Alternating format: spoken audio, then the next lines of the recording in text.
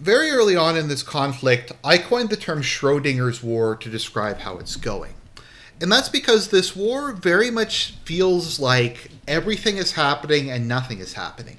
You will have the largest conventional battles since World War II. You'll have tens of thousands of artillery shells, hundreds of tanks, Russia firing thousands of missiles across Ukraine, jet planes, all this kind of stuff going on. Tens of thousands, if not hundreds of thousands of men have died.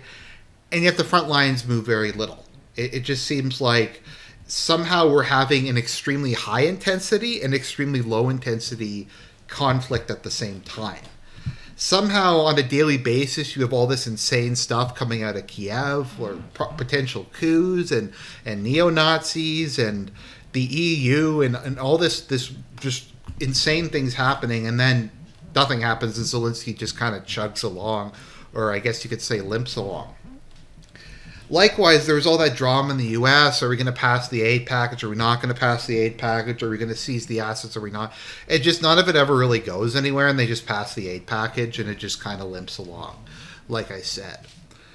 And so it is this very strange state of affairs we're at, where everything's happening and nothing's happening, and nothing could continue to happen for another year, or something huge could occur and the war ends in a matter of months. At least that's how I feel about it. Now let's just maybe take a step back, like I like to do, and let's talk about the overall situation and why I'm saying this.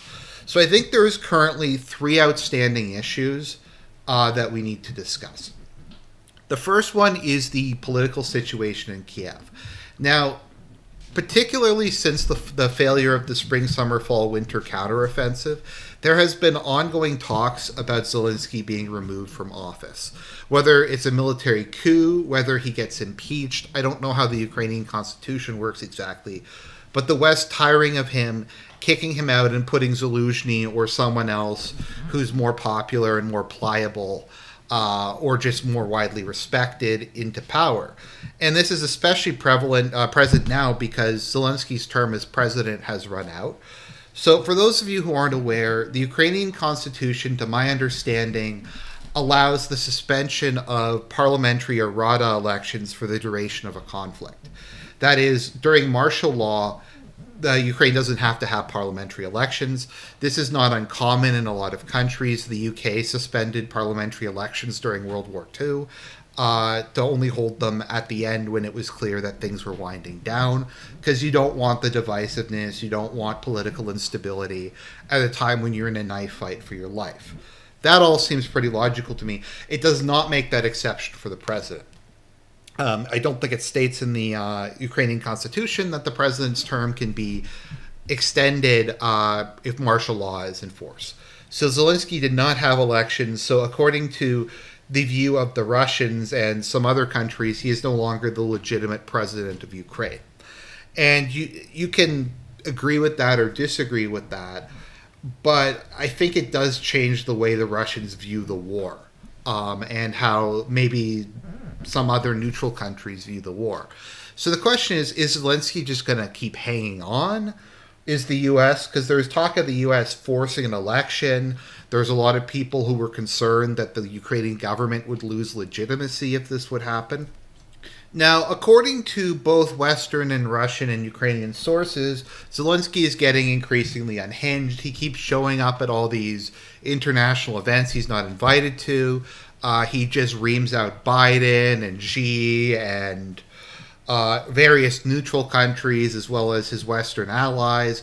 It just says that they're throwing the war, that they're not giving him enough, and just basically trying to publicly humiliate them. And from what I've heard, he's throwing hissy fits. He's randomly firing generals. There's an attitude of general paranoia. And he's kind of completely delusional. At least these are what's increasingly being released, especially in the Western media, which the Western media at this point is very much a tool of the government. So it might be that they're getting all this, they're building up, I guess, receipts, you can say, for an overthrow of Zelensky. And there was ongoing rumors that Zaluzhny was going to replace him, and Zaluzhny did refuse to resign. He had to be fired and then exiled from the country and sent to the United Kingdom. So there is some people who think that there is going to be a palace coup or something like that. Zelensky's going to be removed, and Zaluzhny's going to be put in power. Now, I don't think the Russians are going to do this because I don't think they really have any motivation to get rid of Zelensky because he's ruining Ukraine's reputation. He's making very bad strategic decisions, and now he's not even the legitimate leader. So why would they want to get rid of him when they could just leave him there and he could continue to crash the airplane with no survivors? So there's that question. There's also always the question: is there going to be a coup of the hardliners, of some of the ultra-nationalist militias? It's very much up in the air. You might also start to get a lot of rats fleeing the sinking ship who realize Russia's going to win. And so they'll kind of do what the Lords did at the end of the Dens of Dragons and assassinate Aegon II. And then when the enemy shows up, be like, look, here, it's the King's Landing's an open city. Kiev's an open city. If you give us amnesty and give us money and let us go into exile in the West, then we'll turn over the keys to Ukraine to you. That very much could be the case, and what the strategy is that the various oligarchs and parliamentary members are going for. The point is, we really have no idea, and it very much, I could see him not being removed until the end of the war, or I can see him being removed tomorrow in a palace coup. And once again, this is Schrodinger's war. We have no idea which way that's going to go. Number two, we have the entire political situation in the West, which is there's just a lot of instability. Sunak's government is going down. Macron's government is going down. We have an election in America. We have the EU elections. There's just been a lot of change. And so there's the question mark of whether resolve within the pro-Ukraine coalition is going to start to break, if there's going to be more detractors, if the aid's going to keep flowing. There's also the question of how long the aid can keep flowing, because they're only producing so much stuff. The U.S. has recently said that Ukraine gets first dibs on all the Patriot air defense missiles that are being built, but that's nowhere near enough to shoot down what the Russians are firing. The point is, we really have no idea. The collective West could continue to support Ukraine for years, or countries could start pulling out tomorrow. It's Schrodinger's war. Even countries that want to keep supporting Ukraine, like Denmark, don't have any weapons left to give them. I think Denmark gave literally all of their artillery to Ukraine. So what are they going to give Ukraine now? I guess they could give them money. But if there's nothing to buy, which is what happened with the Czech Republic, is they got a whole bunch of money together and they went to the international arms market and tried to buy shells from like shady people in Africa. They didn't get very many. They got price gouged and a lot of the shells didn't work.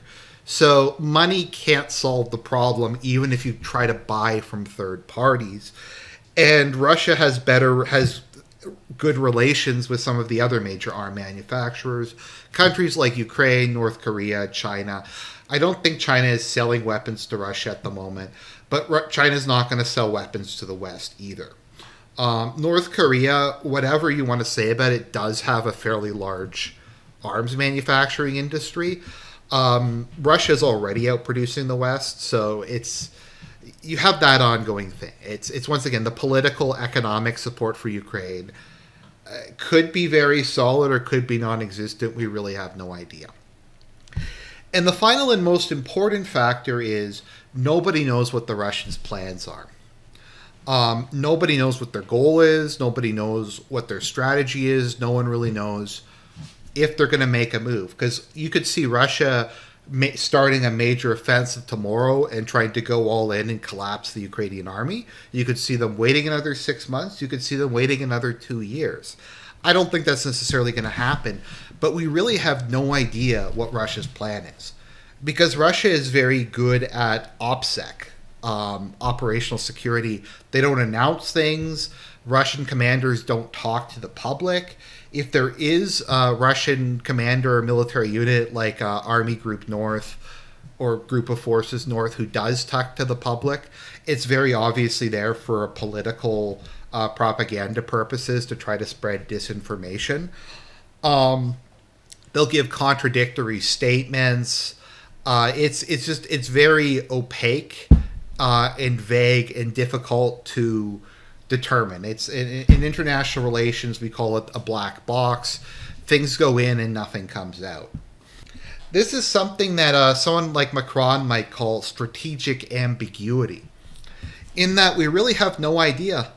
Is Russia preparing like a massive offensive, or are they going to keep just doing what they're doing, which is slowly making their way forward, focusing more on attrition than actually taking any territory? None of us really know, and I think that's kind of the point.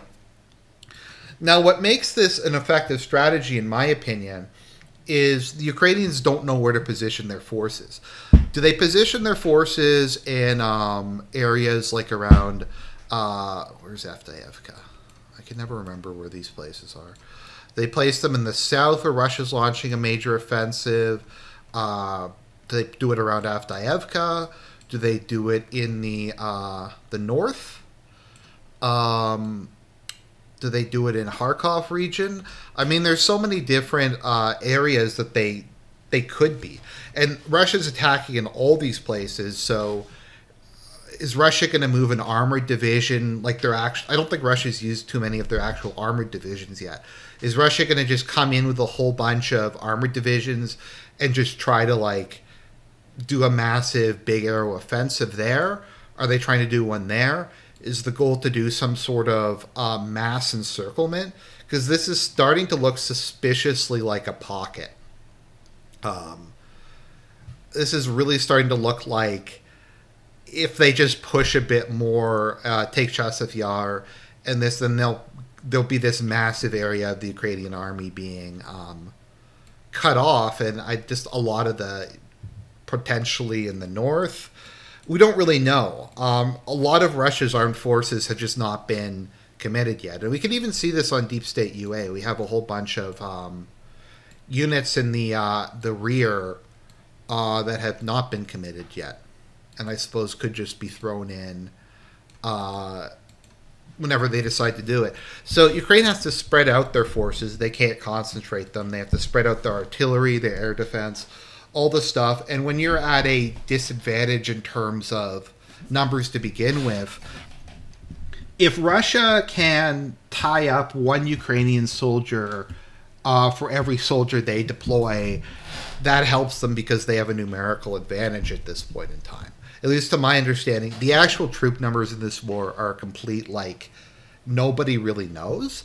But in terms of trained manpower, I would estimate by this time in the war, the Russians have an overwhelming advantage. They have way, way more trained manpower. Even if the overall number of soldiers in the army are about even at this point. But like I said, it's very hard to tell because there's so many different casualty rates that will vary by hundreds of thousands, by multiples of 5.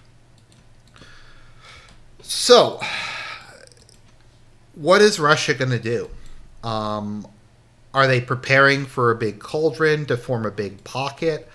Are they just going to attack on all fronts and overwhelm Ukraine? Are they going to keep creeping forward like a bulldozer, focusing on attrition?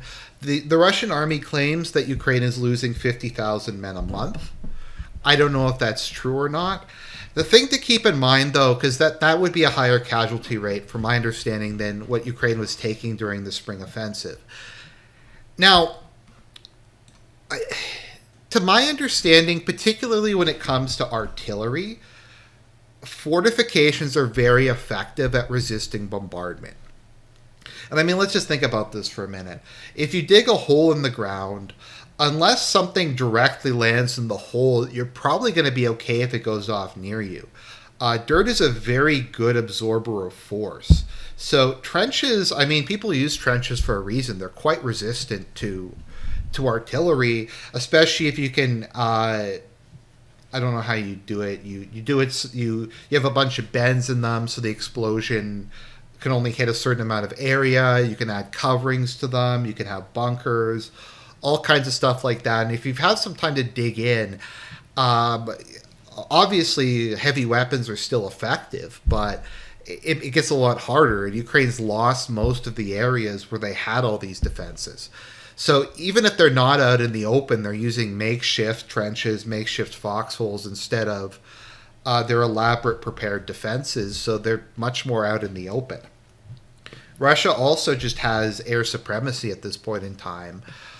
So they are able to just basically... I don't think the Russian Air Force, there's anything really to even slow it down. They just can fire glide bombs, they can fire cruise missiles, the helicopters can fire anti-tank weapons. And there's not really much the Ukrainian armed forces can do at this point in time to try to stop them. The Ukrainians are not producing enough drones to keep up with the Russians. The Russians have vastly improved electronic warfare, so the drones they do produce are much less effective than they were earlier in the war. And so, honestly, and people can disagree with me on that, I think if Russia decided tomorrow that they are going to put their back into it and they're going to accept high casualties and just go all in, I do think that they could probably trigger a collapse of the Ukrainian army and perhaps the Ukrainian government. I think they have the forces for that. It's just they don't want to... I'm not sure if they decided what their war objective is yet. They offered a surrender agreement that Ukraine rejected. So I don't know what their overall war objective is yet. That's number one. I don't know if they're willing to accept the casualty rates. Because as I've said numerous times, even if in a macro sense they've kind of won, the Ukraine still has a big army with lots of guns and lots of weapons. And even if their fortifications aren't what they were, doing full frontal attacks all across the front line into semi-prepared defenses is going to be extremely costly. A lot of Russians are going to die. I don't know if that's politically possible in Russia to accept casualties at that level. Once they defeat Ukraine, they also have to deal with the fallout of that and the rebuilding and whatever terms they seem to get. And then furthermore, you also have both the Russians and the West think that the longer the war goes on, the worse for the other side. The West thinks that the sanctions have reduced Russia's economy to tatters, that their entire industry is now based off of importing washing machines from China and taking the microchips out of them, that Russia can't sell its oil, that Russia's isolated, that Russia has hyperinflation, that it's just a complete mess.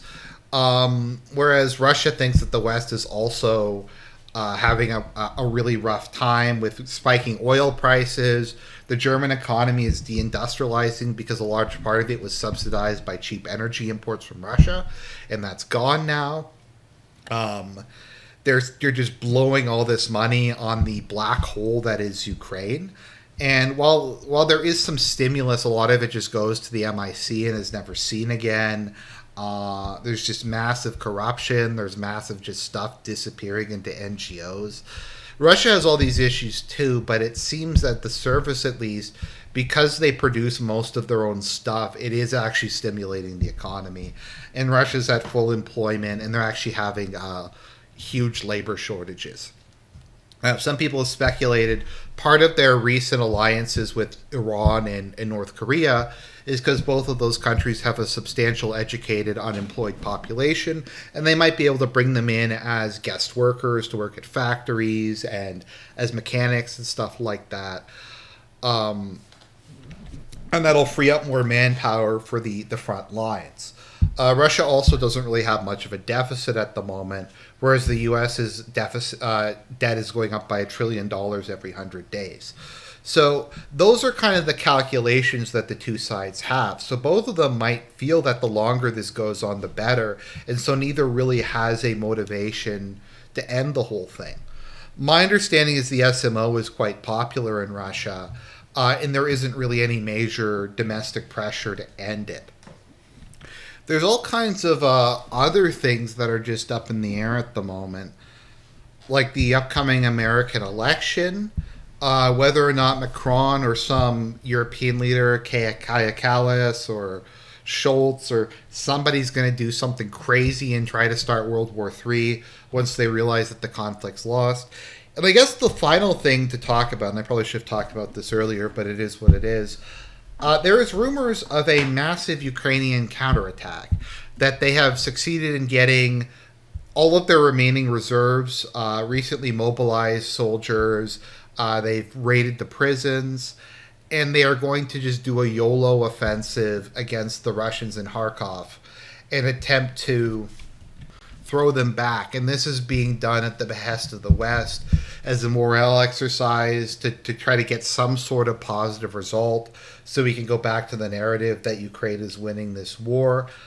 I don't really know, but that is the speculation that I have heard. And that is what Putin is saying, and that's what the Russian media is saying. Once again, this could be misinformation. This could be trying to goad Ukraine into doing it.